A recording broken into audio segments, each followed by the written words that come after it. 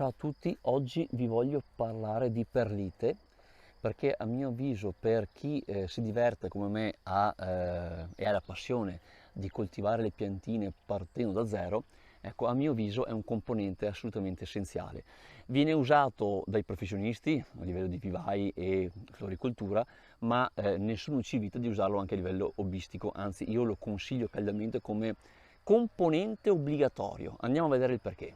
Allora, vi parlo della perlite perché quest'anno è il primo anno che purtroppo non ho potuto usarla sulle mie orticole, sulle mie piantine che ho fatto appunto da seme, va bene? Ecco, non ho potuto avere appunto la perlite il mese scorso per svariati motivi, al che mi sono detto, beh, facciamo un video per spiegare l'enorme importanza che ha questo materiale, che ha questa pietra.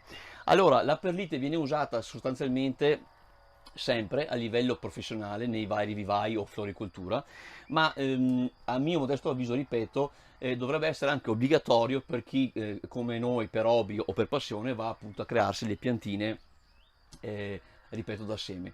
È una pietra vulcanica vetrosa che ha tre peculiarità importantissime.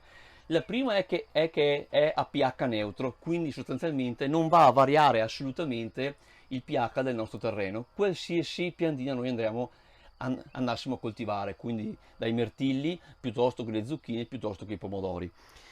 La seconda caratteristica è che è leggerissima, va bene, quindi proprio è leggera, quindi per quei vivai che coltivano piante importanti, quindi hanno anche vasi di una certa dimensione, ecco, va anche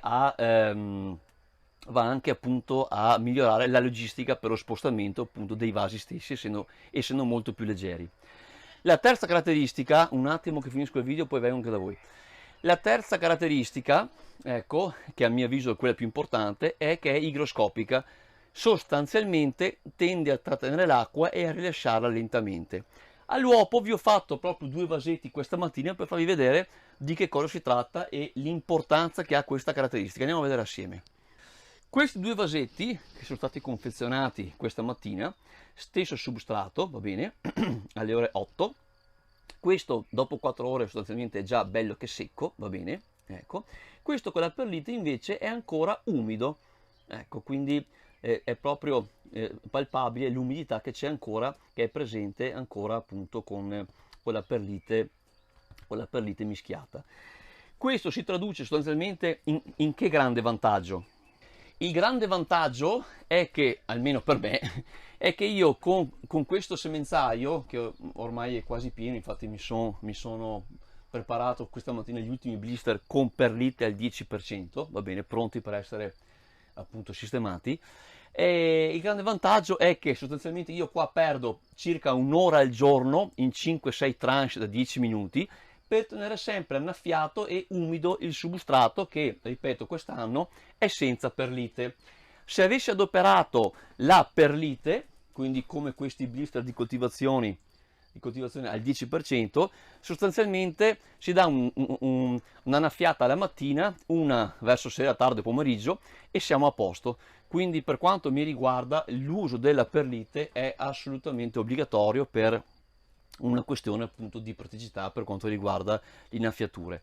Abbiamo comunque anche dopo, come si può dire, vantaggio per quanto riguarda appunto lo scheletro del substrato, nel senso che lo sviluppo radicale comunque è avvantaggiato avendo un po' di scheletro, ecco, e dopo ripeto è a pH neutro, quindi non va a variare assolutamente le caratteristiche fisico-chimiche, anzi chimiche del nostro substrato. La percentuale consigliata varia dal 10 al 15%. Ecco, questa mattina io mi sono adoperato per fare la mia solita percentuale al 10, quindi il risultato è questo qua sostanzialmente. Si può aggiungere un qualcosina in più, ma ho visto che non varia tantissimo. Sopra il 15% non è consigliata. Ecco. Basta, io spero che il video vi sia stato utile. Ripeto, a mio modesto avviso è obbligatorio il componente perlite per chi fa piantine da seme come me. Un saluto agli iscritti e ai non iscritti, ci vediamo al prossimo video, ciao a tutti.